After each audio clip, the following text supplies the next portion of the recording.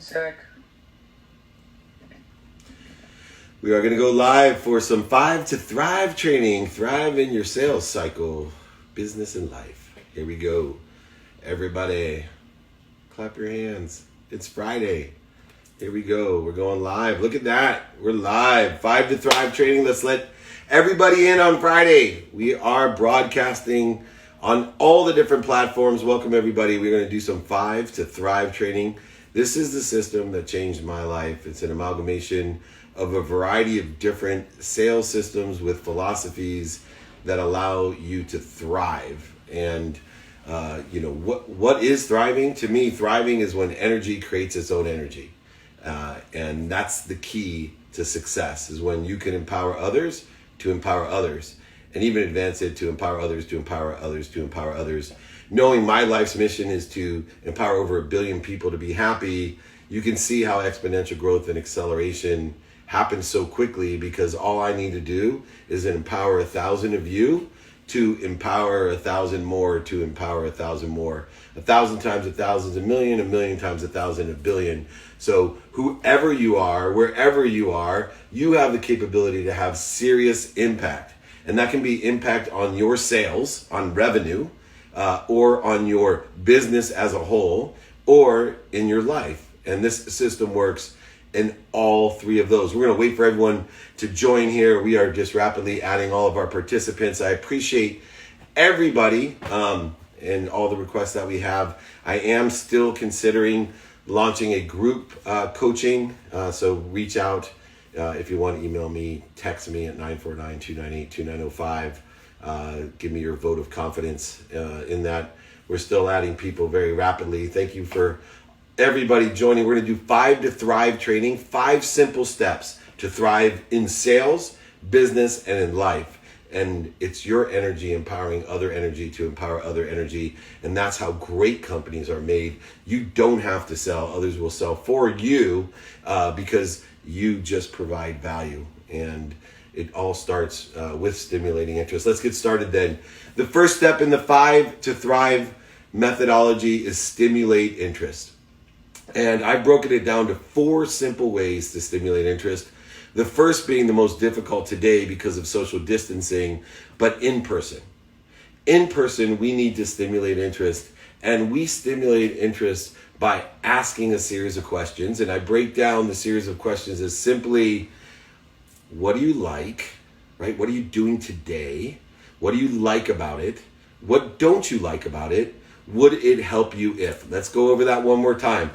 We want to make an emotional an attachment with someone, smile, eyes to them in person, shake a hand. This is after social distancing, but we want to do 3 things. We want to make the emotional attachment by saying either, what are you doing today? Where are you from? Something present about them. I love that hat, whatever it may be. And then ask them, what are they doing today, specifically aligned with, supplementary to, or synergistic of what you do. And ask them, what are you doing today for your phone system now that you're out of the office? What do you like about it? What don't you like about it? Would it help you if you were able to have a virtual assistant answering all phone calls, giving you email addresses, faxes, blah, blah, blah? There's a perfect Ring Central pitch. So go ahead and get the 5 to Thrive down and stimulate interest in person, on the phone, which we're going to go over because you know I believe in toughness and telephone to make a big difference in your life, via email, and media, radio, print, TV, and of course, social media. And we have to know how to stimulate interest. Now, the interesting thing about stimulating interest that you'll learn is about 80% of the time that we try to stimulate interest, we're not successful, which means we have to plant a seed, which means we have to lead a message. So I'm going to use telephone as an example of what people should be doing. So first of all, know that 80% of the time that you call someone, 80% of the time that you call someone, they're not going to answer. And so you better be more practiced in leaving a message than in actually selling. Because there is only one objective if someone doesn't answer. That's right, to call you back. Now, I have been doing this for over 30 years, and I have seen people try to sell on the telephone, explain on the telephone, preach, teach, etc. on the telephone. And I'll tell you one thing I've learned about the telephone. Nobody has ever bought anything from me off an answering machine. Nobody's listened to my message and been like, oh my God, I'm going right to his website and I'm ordering that. That's never happened out of all the probably millions of people that I've left messages for. So there is only one thing you want to do when you leave a message. And 80% of the time you call people, you're leaving a message. That's to get them to call you back. Unless, of course, it's an in-law, then it's to get them not to call you back. I'm just joking. But literally, think about it. You are calling with one objective.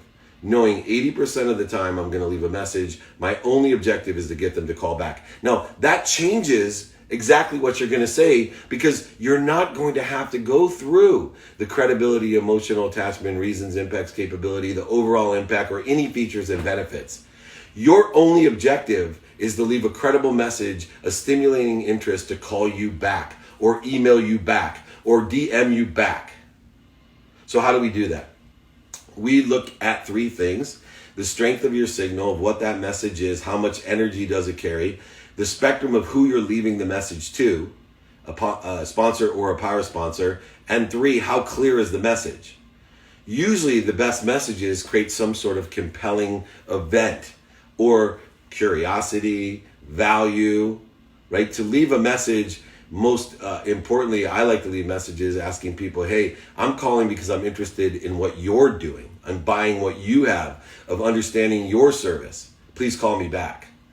Because to tell you the truth, I'm interested in almost anything of all the people that I'm calling because my main objective is to be able to provide value to go ahead and make room for what I want. And the simplest way, if somebody has a product, is, hey, I'm interested in buying your product, give me a call. Now, you can determine what price to buy it at, but that will get someone to call you back. So your goal in person, on the phone, via email and media is to get somebody to call you back. That's called stimulating interest. And in order to stimulate interest, you have to be credible and have an emotional attachment of some sort to compel them to call you back. The second stage, the second step of the 5 to Thrive system is transitioning interest. Now, your statistical success of transitioning interest of when either somebody answers or when somebody calls you back. They're both in the exact same state of mind. So you want to transition interest from their vision today into a value aligned vision with you. And that transition takes 3 different steps in order to do that. We need first to get alignment with them. So we normally ask them, once again, what are you doing today, right? What are the reasons you do it, the impacts you do it, the capabilities? And then what we want to do, in the best methodology to utilize to transition interest, is to tell a lesson by telling a story. People love stories. And so if we're able to transition that interest by compelling them to listen and then telling them a story with a value-based lesson, a lesson in which you can fill, right? And we want to make sure that we're talking to that right spectrum of person, the right demographic. So we're transitioning interest by talking about quantitative reasons, quantitative impact, and quantitative capabilities that they're looking for. And we use a series of questions to do that, right? The series of questions of how you can provide value and service, and a series of questions of what they can do for you. Both of these series of questions are utilized to transition interest from anyone to share that vision. And so as we tell the story and the lessons, we now also must have proof. A lot of times when we're using email and telephone, in person, again, challenging today, or even social media, radio, print, TV, if we stimulate interest and then we tell our story and give our lesson, someone's going to say, send over the information. Now, that information or collateral, one sheets and variety of different things, should simply show a value justifiable business case. They should focus in on the quantifiable things that you do. It should, 1, give credibility of who you are. 2, show the emotional attachment that you have. 3, give quantitative reasons. And when I say quantitative, a lot of people ask, what does that mean, Dave? Quantitative. It means money, time, assets, resources that you can add by a number. by a number. This will buy you this much time. This will make you this much money. This will save you this much time. This will save you this much money. But I can put all of those things into math. And I'm going to tell you these are the reasons why you should go ahead and share this vision. The economic impact of, and then subjective impact of, right? Remember, we work in quantitative value, not subjective value. Subjective value is that Barney value that we talk about, the purple dinosaur value. Go back, watch YouTube. If you haven't seen my YouTubes, watch the Barney video, right? Of me singing what a Barney relationship is of soft networkers that don't have quantitative reasons, quantitative impacts, and can't quantitatively discuss the capabilities that are synergistic and supplementary to the person that you're trying to sell. And I'm going to move this over to not just sell, but to all the people that we surround ourselves, the people that are relative to us in our lives. We call them family, friends, associate, community members, and world members. It expands right out, the exact same philosophy. But we need to know those reasons, impacts, and capabilities. And in this collateral piece, whether it be an email or one sheet, we want to be concise and stick to that quantitative value. And go ahead, if you want, look at those videos on subjective value. There's also a great video to check out that I put up today on YouTube as well on inspiration. So finally, when we transition interest, we have an opportunity to close. And a shared vision is a verbal commitment that is followed or preceded by a written agreement. Now, a lot of people don't put things in writings, and I've heard again and again through the years, oh my gosh, I've done so many different deals and I didn't get anything. You know, I'm a great networker, I'm a great connector, and I didn't get anything. I don't know how to ask, and a lot of these people are my friends and family. I'll tell you how to ask and get things in writing when you have a shared vision. Here, if you got a pen or iPad or typing, write this down. I put everything into writing now, right? And no matter what in the relationship, I get paid for making an introduction that leads to revenue, or being a procuring cause with the introduction that leads to revenue. And those two things have different percentages for my performance. And whether it's my brother, my mom, or some person I just met, I let them know the only reason that I'm putting it into writing is that I have a bad memory. It's not that I don't trust you, but I have a bad memory. And I want to write down everything that I'm promising to you to make sure that in step 4, I manage and develop that vision. I manage and develop that vision to meet what I promise. I'm not a big person of exceeding expectations. Every once in a while, the subjective value exceeds the quantitative value that I promise, or the quantitative value every once in a while exceeds it. But if I can meet expectations, I'm in the 0.1% of people, and I will thrive. So the first 3 steps: stimulate interest, a compelling event in which that we only have one goal, for people to call us back or give us the opportunity to transition interest immediately, or when they call us back to transition interest. Transitioning interest is being able to tell a story with a lesson in order to effectuate the opportunity to close. And we can use collateral material to order to show the credibility, the emotional impact, as well as the quantitative reasons, impacts, and capabilities that we have. And the easiest way statistically to close is to quantitatively be able to say, if you, from what you've told me, if you do this, right? Because we're asking questions of how we can be of service and of value, and what we can do for them and they can do for us. But from what you told me, the numbers that you told me, you are going to invest this much money and get 5 times the amount back. And I guarantee it. Does that sound fair? Can you see any reason you won't want to move forward? Could we put that in writing? I only want to put it in writing not because I don't trust you, but because I want to remember every single thing I promised, so I can manage and develop that vision perfectly to meet your expectations. Does that sound fair? Those are the key lines that I use. Did that sound fair, by the way? Is one of the best phrases that I use. Everybody loves fairness, even though, since we've been kids, we want fairness. And the only fair I know is in Del Mar here in San Diego with pigs and chickens and Ferris wheels. But that line, does that sound fair? It hits emotionally. And if you have credibility, emotional attachment, and have the math behind you, nobody can tell you you're not being fair. And it leads to a written commitment.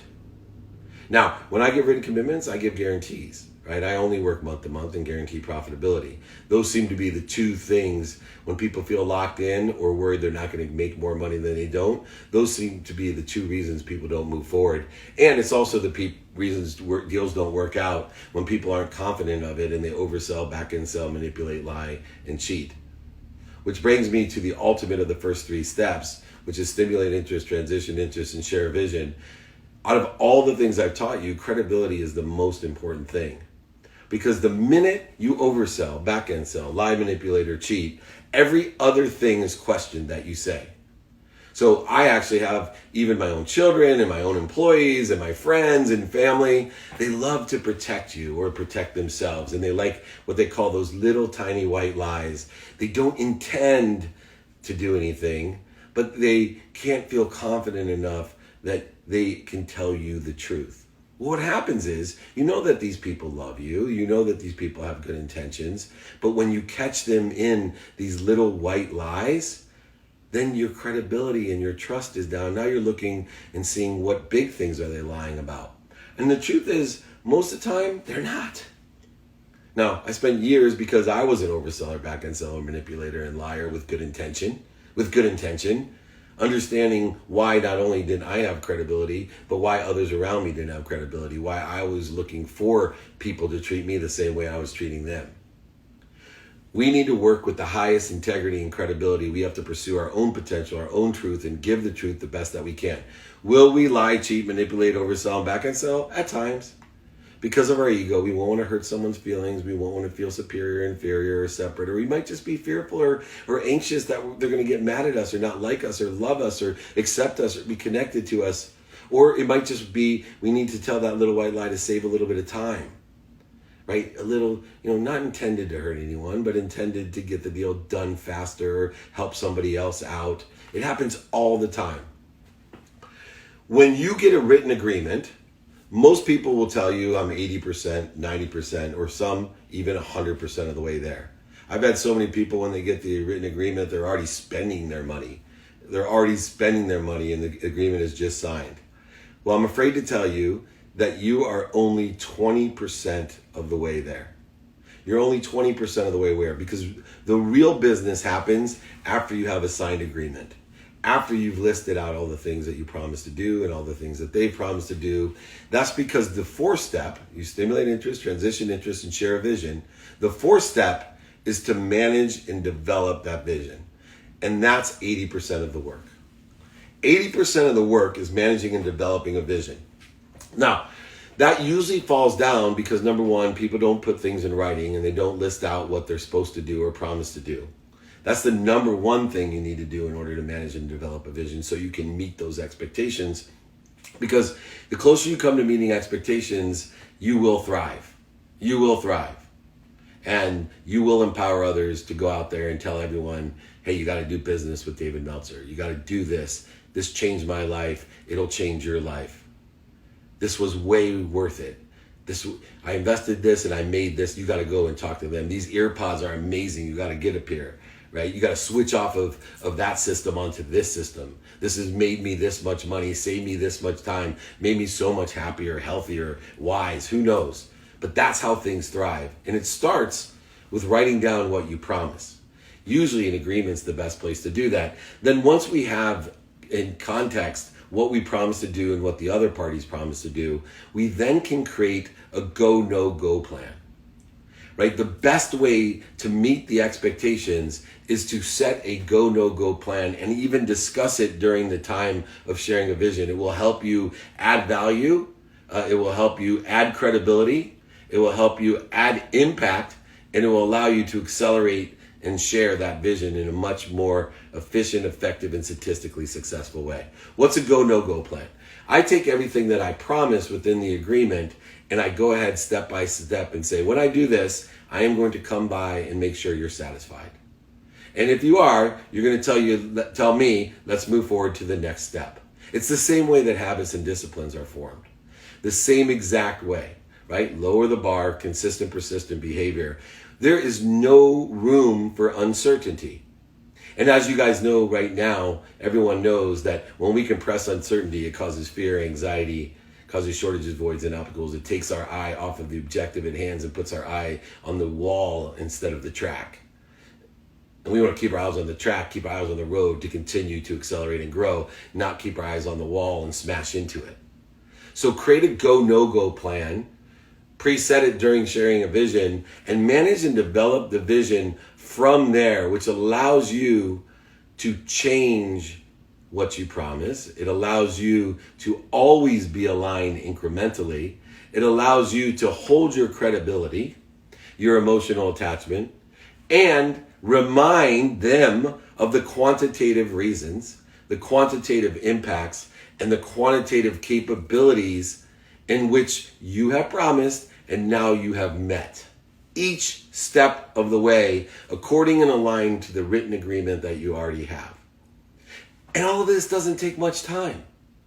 All of this actually saves time, because if you look at the time, emotion, and resources that you spend when things are not aligned, when there isn't expectations met, when there's a miscommunication because we have a faulty senses of the way we hear things, see things, taste things, smell things, and touch things. And even worse, those 5 senses are relying on our memories. There's no way, with the hundreds of agreements and hundreds of clients and hundreds of things that I do in a week, that I have any possibility to remember what I said.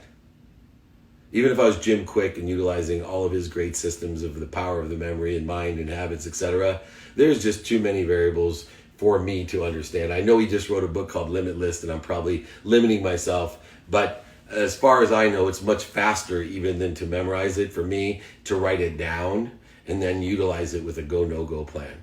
It also allows me to integrate it as with my calendar so that I can do things now, be a student of my calendar, put my attention into what I'm doing, put my intention into it, so we get the coincidences that we want within the context of the go, no-go plan.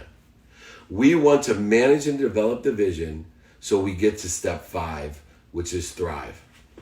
As I stated, when you are able to manage and develop a vision and meet those expectations as promised in the written agreement, you're actually able to thrive.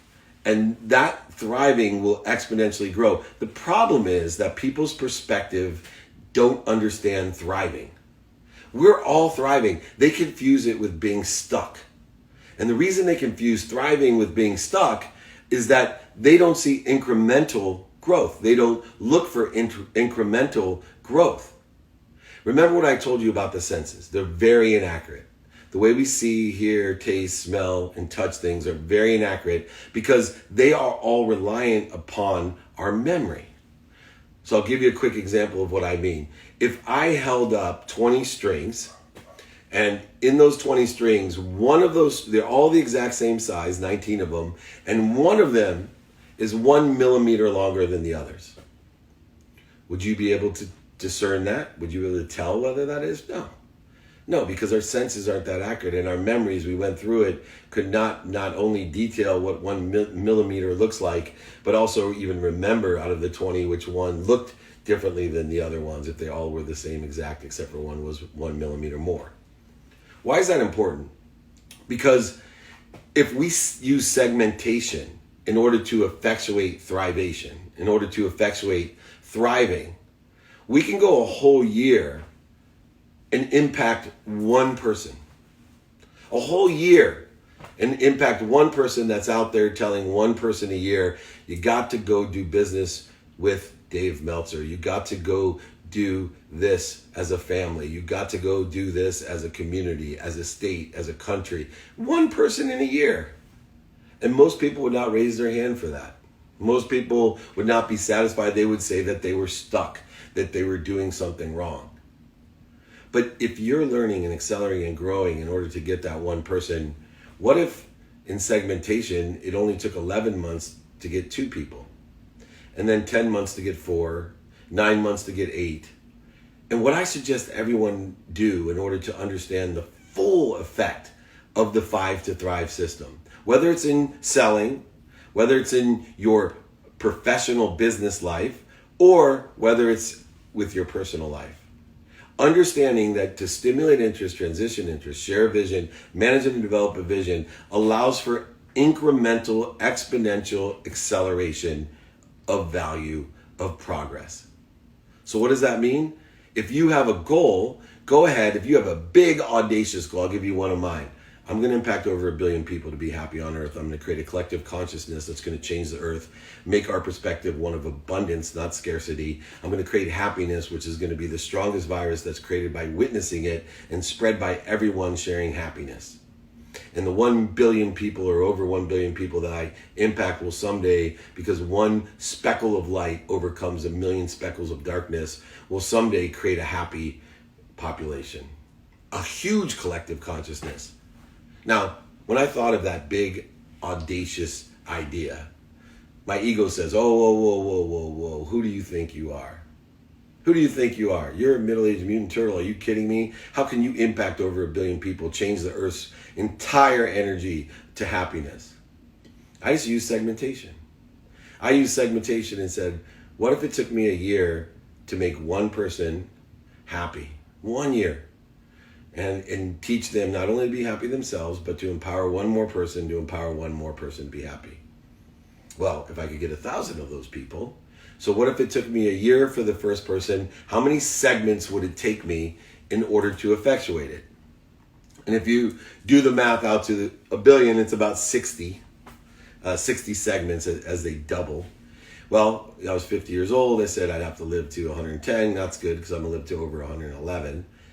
But what if I could accelerate that? What if I didn't feel stuck and it didn't have to double every year? What if, I know my senses wouldn't see it, but what if I was able to make it so that it happened faster and faster and faster?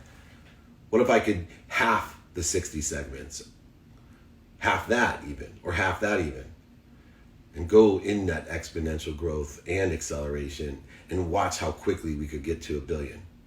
So if you have sales goals, personal, professional goals, segment them out and understand using the numbers. This is how a minimum, by the way, don't put an exact, a minimum amount of money I want to make. This is the minimum amount of impact I want to have on my children or on my family or properties or insurance, whatever it is. And segment out what you want. Get that what? Segment it out and then allow time to happen as you develop skills, acquire knowledge and help, and increase your desire, your inspiration to be what you must be.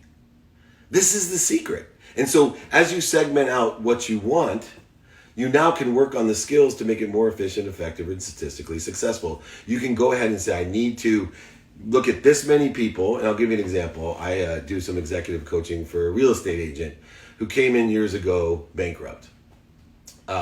And was telling me that they wanted to be a millionaire. Could I use their help? How did I get out of bankruptcy? What was it I did? And I said, I just worked with the numbers.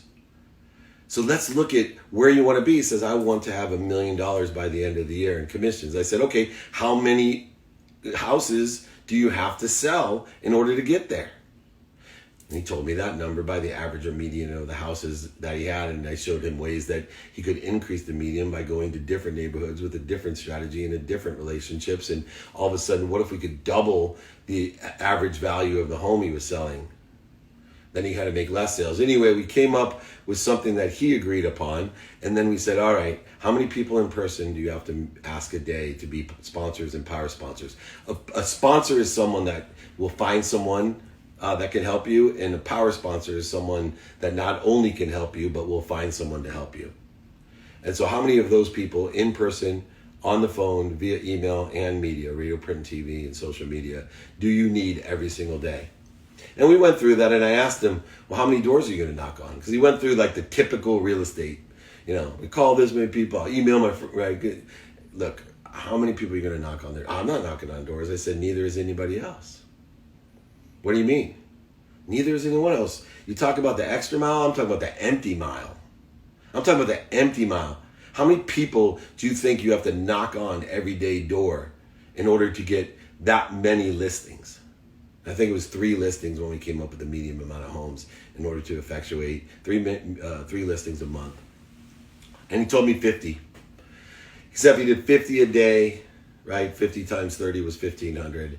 And with that, 1,500 people that he thought he would get 3 listings by knocking on, personally talking to.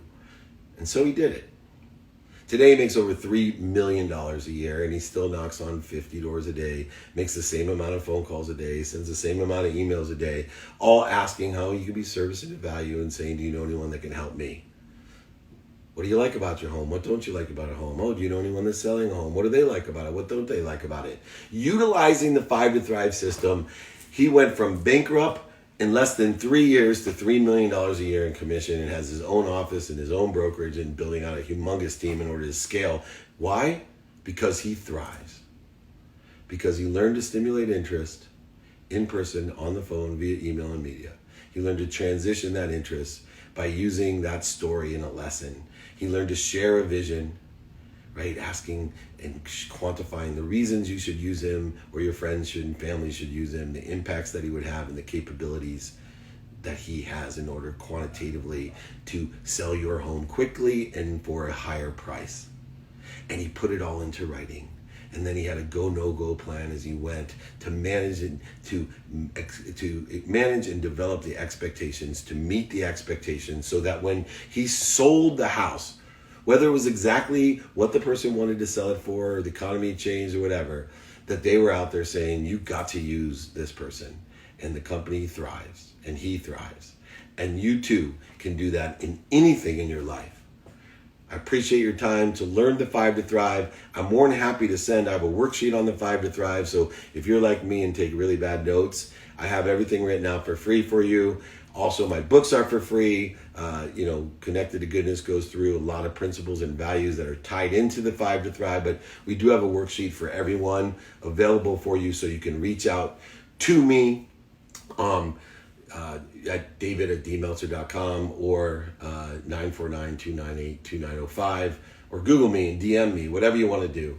Let's go to some Q&A, my favorite part of the day. We'll get right to it. Hakan, hi David, thanks for the session. What are the biggest challenges and opportunities in building a business and building revenue during the current pandemic? Okay, the biggest obstacles are you. And the biggest opportunities lie in what capabilities you're developing or already have, and how they're aligned with, synergistic with, or supplementary to the opportunities that are making money right now. That's the key, right? So the only objections, voids, shortages, and obstacles that exist right now are you, but the opportunities that exist are determinative upon your skills that are developed, or you can develop or find help developing, or someone else has, the knowledge that you have or others have that you can garner, and that desire that you must be what you can be, that you can smile through a struggle, that you can live in the margins of millionaires, and you know that you're in the middle of a miracle. You can control your mindset, you can control your feelings, you can control what you say and what you hear, and you can control what you do, aligned with, supplementary to, or synergistic to businesses, industries that are currently making a ton of money right now. And if you're not developing your skills, knowledge, and desire, and practicing ending fear during this period of time, you're in for a rude awakening. We went from the greatest employment percentage ever, where people just needed a pulse to be employed, to close to the Depression. We have not had this high of unemployment since close to the Depression. So if you're not developing your skills, or identifying what they are, or asking for other people to enhance your skills or give you their skills, knowledge, and desire, you're going to be so far behind. And two, if you're not utilizing right now, you're missing out on huge opportunities that are synergistic, supplementary, and aligned with what you can do. So don't let yourself get in your own way. I am in the trade show. This is Greg. I am in the trade show industry and have video books available to customize. Do you know people who may have a need for them? There's a boy that learns. Awesome, Greg. Yes, I do. So go ahead, reach out and ask me, hey, do you know anyone that can help me? I have customized video books available, or video books available to customize. And I'm asking my whole audience, reach out to me and I'll hook you up with Greg. Anonymous attendee, I know you. Have you ever experienced psychedelics? Do you believe that they may help a major shift towards thriving? I have experienced psychedelics in places where they were legal. I have made a social contract now to do the best I can to do what I've agreed upon. But I've been to places around the world, and I have been able to see things differently, change the way I look at things, and the things I look at change. I think that people should try legally things that have low risk and work for them. And if that falls within the context, Anonymous, of what you do, then evaluate the risk and see if it works for you. The same as my bracelets, the same as tracing calligraphies, the same as reading the Course in Miracles and Think and Grow Rich, and other things that people do. What kind of message do you leave? Oh, thank you. Great question. Somebody said, what kind of message do you leave? Number one, realize only two things can happen when you call. Either they're going to answer or they're not going to answer. If they don't answer, you need to leave a message that's specific to them calling you back. Determinative upon the situation, you want to have the most compelling information. The best thing is if you somehow can leave a message that you want to buy what they're selling. That's the best message that you can leave. Because I'm willing to buy, I'll literally call all of you on here and say, hey, this is Dave Meltzer, I'm calling you, call me back, I want to buy what you're selling. And then you call back and say, hey, are you interested? Yeah, I am. Tell me what you're doing. All right. And I'll come up with the price. Now, do I agree to a price on your phone? No, but I got you to come back, and then I can get into a conversation to see the value of what you want and what I can provide, and we find a synergistic way to create equal value. And I can live by my 120 rule. I can live by my guarantees of profitability. So use exactly the highest statistical success of only one thing. Your only goal, I'm going to tell this again, your only goal when you leave a message is to get somebody to call you back unless it's your in-laws. All right? The only goal. You are not selling, not telling stories, not, oh my God, your statistical success will go down 80% of the time. It will go down because 80% of the time you're leaving a message. Your only goal is to quickly get them to call you back. Next question by Anonymous as well. There's a lot of twins out there. How do you deal with fear and rejection? I practice dealing with fear and rejection. Fear, I've gone through thoroughly about practicing ending fear, identifying what fear I have, the need to be right, offended, separate, inferior, superior, anxious. All the different fears there are. And I stop, drop, and roll because when I'm in fear, I'm on fire emotionally, physically, mental, right? All on fire. How do I stop? Identify what makes me afraid. How do I drop? I breathe. I'm a ferocious Buddha. I put all my veracity into not quitting being and enjoying the consistent, persistent pursuit of my potential. But then I drop by breathing through my nose and out through my mouth. I'm a ferocious Buddha.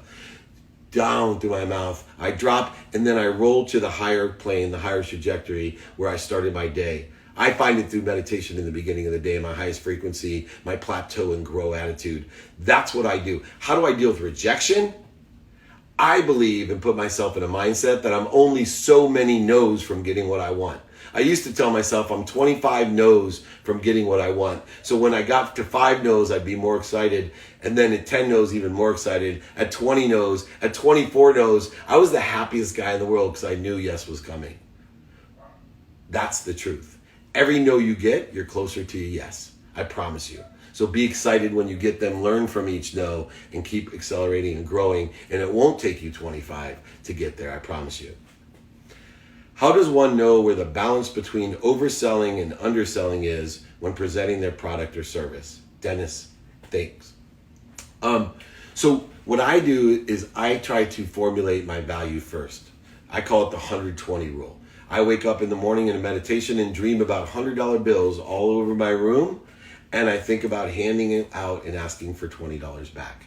100 for a 20, 100 for a 20. And I let that feeling, that emotion be part of me. I'm practicing the emotional side. And then I do the math.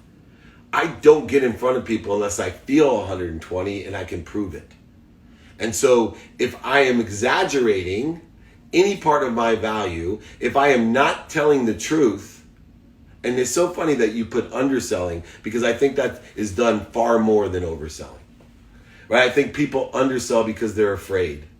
And if you hold up to managing expectations appropriately and putting things in writing and being able to meet expectations, not worrying about exceeding them, then you don't have to undersell. You can tell people, this is the best chicken salad that I've ever tasted. I would love for you to try it. I guarantee you will love that. If you're not, Keep it. And allow them to experience. Do you want to sell chicken salad that sucks? Do you want to charge somebody for chicken salad that's no good? But if you truly believe that your chicken salad is amazing, why not tell people, I believe my chicken salad is amazing. I have 31 customers in 1 week that believe the same thing. Would you like to try it? I'm going to guarantee it if I charge for it. Or maybe, like me, I like to give things for free, see how I can be profit, see what the value is, how I can match the 120, both emotionally and quantitatively, and move forward from there. Great questions, you guys. Thank you so much. Al, what organizational tools do you recommend, both online and in the real world with files, folders, etc.? The tools that I recommend are 5. And you can use whatever softwares, processes, paper, whatever you want to use for them. 1, take inventory of your values every day. Personal, experiential, giving and receiving values. 2, learn to ask and attract. A series of questions of how you can provide service or value, and a series of questions of how somebody can sponsor you by finding someone that can help you, or be a power sponsor, either help you themselves or find someone to help you. 3, be a student of your calendar. Studying means, when I say student, studying means pay attention to and give intention to the coincidences you want of what you have planned, what you don't have planned, the white space, blank space in your calendar, and sleep. And whatever tools you want to use, I can't tell you what bed's going to be the best for you. I can't tell you Outlook's going to be the best for you.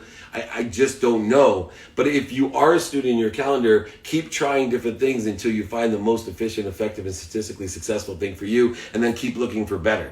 Be your own chief betterment officer and find better of all the systems and processes. And if you could afford it, hire a chief betterment officer to do the same. The 4th thing I tell you to do is do it now. 100% of things you do now get done. 100% of the things you do now get done. If you get stuff done, you are far ahead and will catch up to so many else. That's what's so amazing about doing it now. And finally, practice ending fear. Whatever processes, systems that you can create, and then be your own chief betterment officer in order to effectuate those 5 things, I promise you they'll be best for you, according to your conscious, subconscious, and unconscious behavior. Canal. Do you believe copywriting is also a must-learn skill in order to generate sales? No, I don't think there's any must-known skills, because you can find someone to do it for you, partner with you, agentry with you, broker with you. Somebody, you just need certain skills. And yes, copywriting is a great skill to hire, to adhere to learn yourself if you want. But it's needed in order to effectuate what? How to stimulate interest. How to transition interest, for sure.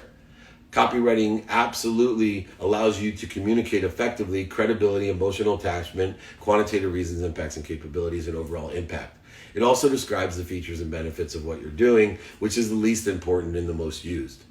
So shift the paradigm backwards. George the dog trainer, my man.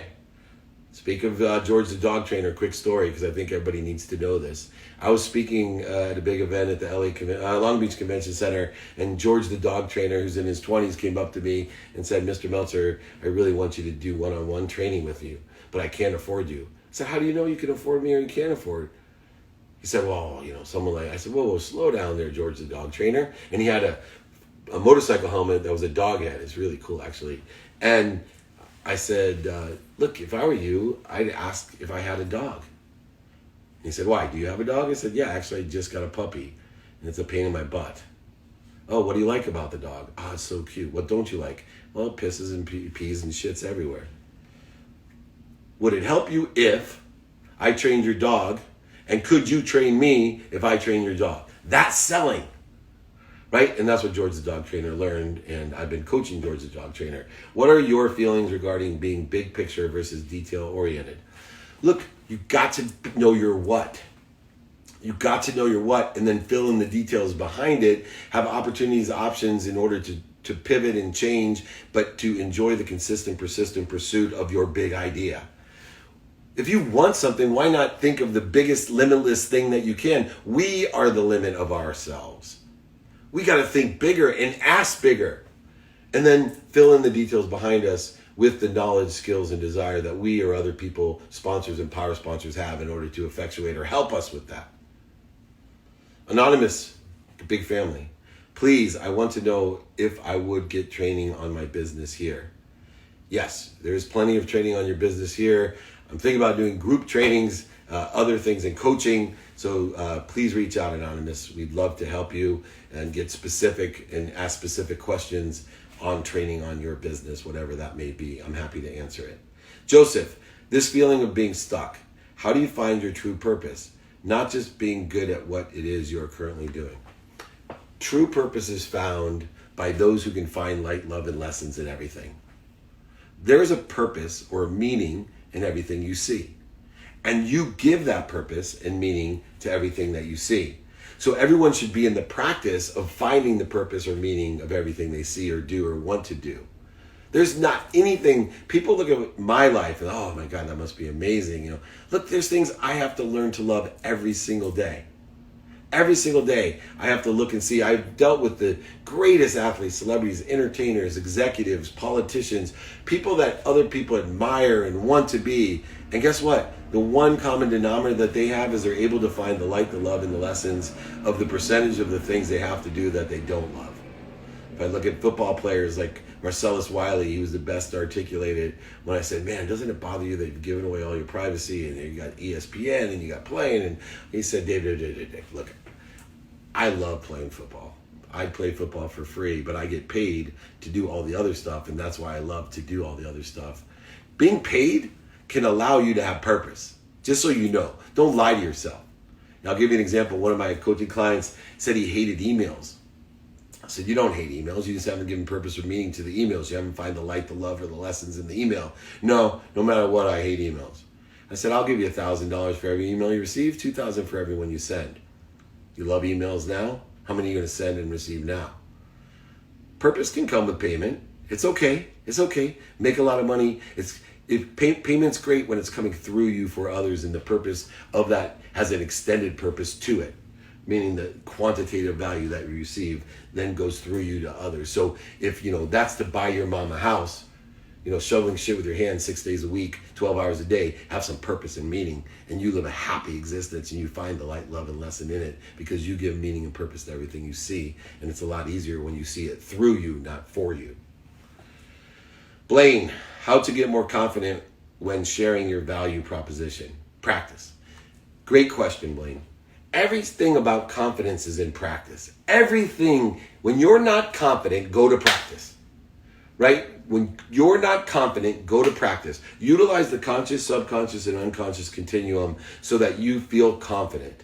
When you get practice, you get clarity on what you want, you get balance of your values, and you get focused, attention, and intention in what you want. And then the coincidences occur. And the more the coincidences occur, the more confident you are. When you get more results, the more confident you are. I could take someone that is the most fearful person of any crowds, couldn't speak in front of anyone, and ask them to clap on a stadium stage of 200,000 people one time, and they wouldn't be nervous. Why? Because they have practiced clapping so many times, they know they could do it. But what if you could give a speech just like it's clapping? By practicing, and there's so many tools to practice nowadays. You can practice all around the world. You can practice by putting out videos. You can see and get responses and data in reaction to it. So practice your value proposition. 10 minutes a day is worth more than 10 minutes a day is worth more than 10 hours on a weekend. Practice every day, consistently, persistently, in the pursuit of your potential, including your value proposition. Keep doing the math. Keep finding more value in what you are doing. Keep seeing how it's synergistic and supplementary to other things. So easy if you practice and learn to enjoy the practice. Learn, look at all the great sports coaches that will tell you about the practice, about the journey, and how we learn to love and enjoy the consistent, persistent pursuit of the potential of the individual or the team, organization, or even league. Another anonymous attendee. I want to learn business. Which cities are best for me? I'm from Sweden. Then Sweden's the best for you, or anywhere you want to be. It ain't your location.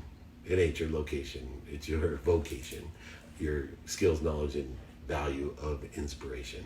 All right, Heath. As always, thank you, Uncle David. Do you think this is a time to discount or donate services or hold fast to your original price point? All of the above. There's certain circumstances where you want to hold your price. There's certain discounts and certain for free. They're always determinative upon taking inventory of your values. Personal, experiential, giving, and receiving values. And if you're taking inventory every day, you're going to know when to hold your price, when to discount, and when to give for free. You are going to provide more value at all times than you're asking for. You're going to try to adhere to at least a 120 rule. $100 worth of value and only asking for 20 back. If you're still providing $100 worth of value and getting 20 back, then you're giving $80. So there's no reason to discount, as long as that $80 is going through you for the purpose and meaning in which you want to effectuate through you to expand and accelerate, to help other people and have fun with. Like, do you ever hit a wall after going the empty mile? I go the empty, not the extra mile. If so, how do you let yourself recover quick? I hit walls very rarely now, because I am and effectuate those values, ask and attract, student my calendar, do it now, and practice ending fear. I take vacation every day, right? 2 minutes a day is more 2 hours on a weekend. I take vacation every day. I have a minimum of an hour a day with my health, a minimum of 30 minutes with my wife, with my 10-year-old son, 2 minutes with my teenage daughters, all three of them, a minute with my mom to tell her I'm happy, I'm healthy, I love her and appreciate her. But I take vacations every day, a minimum of 10 minutes vacation every single day.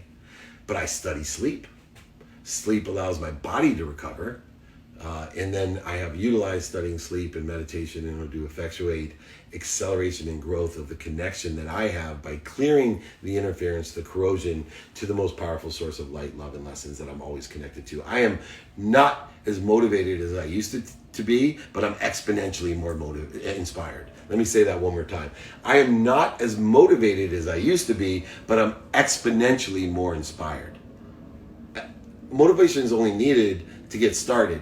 Inspiration will get you there. Inspiration will accelerate. It will allow you for exponential growth. It'll allow you to get stuck getting stuck, and it'll give you that raised awareness to know that a millimeter in a year is still something I can get there with. A millimeter a year is still something I can get there with. With exponential growth and acceleration, I'll get there faster and better than anybody else. My man Eric, how do you suggest we use networking events, organizations in the 5 to Thrive framework, i.e. chambers of commerce, affinity groups, industry events, etc.? Well, number one, you have to get an audience to those. So if you can stimulate interest for people to arrive and have a plan on how you're going to transition interest when they're there, share that vision with quantitative value, reasons, impacts, and capabilities, and then manage and develop their vision so that they empower others to not only bring more people to the events, but to share that vision that is created at the event. There's a purpose or a meaning of the event. If I have an event, the purpose or meaning is to teach them to be happy so they can teach other people to be happy, to teach other people to be happy. But it's not going to help me if I don't get more people there, so I have to inspire and empower them to get more people there. So utilize, stimulate interest, transition interest, share a vision, and manage and develop a vision so that those people provide and get so much value while they're at your event that they are recruiting and inviting and getting other people there. The same as this training, as it has exponentially grown week by week by week, even though there's 100 times more of these webinars and I do it on a Friday afternoon than there ever has been, we have more and more people. Luis Choro. David, you think that the upcoming recession will be an opportunity for startups, or, in the other hand, it won't be the right time for launching? Thank you. Yes, I think both. I think determinative upon the synergies and the supplementary capabilities of a startup, that it's either going to be a great time to start, or it's time to hold off or pivot into a different area in which the alignment of the capabilities of the company, the value justification and ROI of the company is not going to be aligned with what's going to be happening. There's plenty of things that will be in growth mode during the recession. Either broker them, sell them, be a part of them, buy them. There's so many different ways to participate in growth. Utilize that. Don't sit there stuck. Be more interested than interesting. Find the synergies and supplementary capabilities. If you don't know where to start, go to the stock market. I tell everybody, sorry for being repetitive, but I do it still. I'm looking at the top 50 stocks that are performing right now and seeing what capabilities I have that are synergistic or supplementary to those companies or industries. I'm looking at the 50 companies that haven't moved in the last 6 months. Once again, seeing what capabilities I have that are synergistic or supplementary. And then I'm looking not only at the stocks that have been crushed, but the experts in those industries and companies that can tell me when those are going to rebound, when they're oversold. Awesome.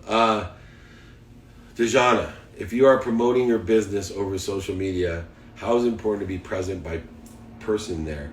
Like, to make these live videos and to create interaction and potential clients, can that be the first step to 5 to Thrive? Yes, right? So I think the videos, if you're consistent with quality content that is representative of your frequency, the strength of your frequency, and you're addressing a spectrum of people that understand what you're saying, and you have a very clear message and you practice all three of those, that you can stimulate interest with these videos, you can transition interest with the videos, you can share a vision with those videos. All three of those steps of 5 to Thrive can happen. And specifically, if you do certain coaching and other things with videos that are more prescribed to managing and developing vision with specific topics, you can actually go through the entire process. Chris, this is awesome. You are awesome. Linda, if someone has what they believe is a great business idea with research to back it up, but does not have context in the industry, what should he or she do to move forward? Find contacts in the industry. Ask for help. Ask for sponsors. Hey, do you know anyone that can help me? I'm looking for someone in the food and beverage industry. I'm looking to invent the best tasting white wine that's ever been created. I have a pineapple glass to it, whatever your idea is. All you have to do is get out there, be more interested than interesting, find people that know people simply by asking. Remember, most people now have at least 1,000 people in their network. This has never been seen before. We used to only, I'm going to do a series, and go ahead and give me your comments about this, but I'm doing a series. I'm going to start with Bubby. Bubby's in her 80s, and I'm finding people that are the most experienced with life, and I'm asking them one simple question. What's the secret to life? And I'm going to put together a series of all these great people that do that, right?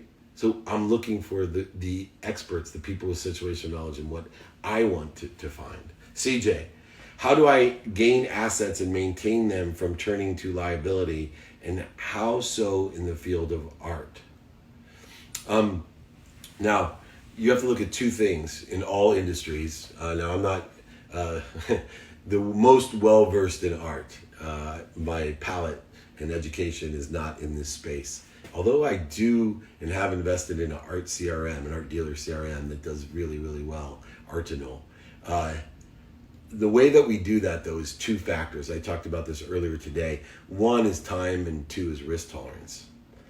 So if we understand our timing and our risk tolerance, we can understand when things are oversold, when we ask for help for experts in the space to let us know when things are oversold, and then to turn around and let us know when to sell because they're overbought. That seems to apply very much so in the art industry. Renee, best way to get on big podcasts. I'm talking about Jordan Belfort's podcast and Gary Vee's podcast. Well, what about Dave Meltzer's podcast? You had an opportunity to ask me. The way you get there is twofold. One, you have to be able to be at the frequency or vibration so that it provides value to Jordan and to Gary, right? I've done tons of stuff. Those are both two of my close friends, mentors. We've done a few business things together. But I was invited onto those podcasts because I brought value to that. And I asked, and I continually ask, and they asked me to get on mine. So you work on your skills, your knowledge, and desire. You add your value, your frequency. They'll ask you. And if they haven't asked you, just ask and let them know what they're looking for in order to have you on. When I first started 3 years ago, because I had done well in a certain area, I couldn't understand why, Gary or Jordan, well, Jordan didn't have one at the time, why so-and-so wouldn't want to interview me. Or this person wouldn't want to come on my podcast. Well, I'll tell you why. Because it wasn't beneficial to them. Right? It wasn't beneficial. If they had a choice between Dave Meltzer and Ray Lewis to be on ESPN during the draft, who do you think they're going to choose? Why? Because Ray Lewis is more valuable to them. There's only so many spots. And so until I built an audience, until I built a credibility, until I proved that I had valuable information that could help them, I wasn't going on those shows. I wasn't asking to go on those shows. So do the work, build your frequency, build your brand so they ask you. And if they're not asking you, but you have built the brand and you have built your frequency, then go ahead and ask. But don't fall into the position of asking for something that's not going to do you any good or them. It doesn't do you, if you have 5 followers or ambassadors right now, it doesn't do you any good to go on Gary's show or Jordan's show or my show. It doesn't. It doesn't do any good. Okay? So be real, understand the intangibles as well as the quantitative value that you need to bring in order to effectuate getting on somebody else's podcast or utilizing your content. Oh, there you have it. I ran out of time. Thank you so much, everybody. Remember, join me every Friday, 11 a.m. Pacific time, 2 p.m. Eastern time. Thank you so much. We're going to be reaching out to all of you about thinking about launching the group coaching so we can accommodate all of these requests. I will answer questions.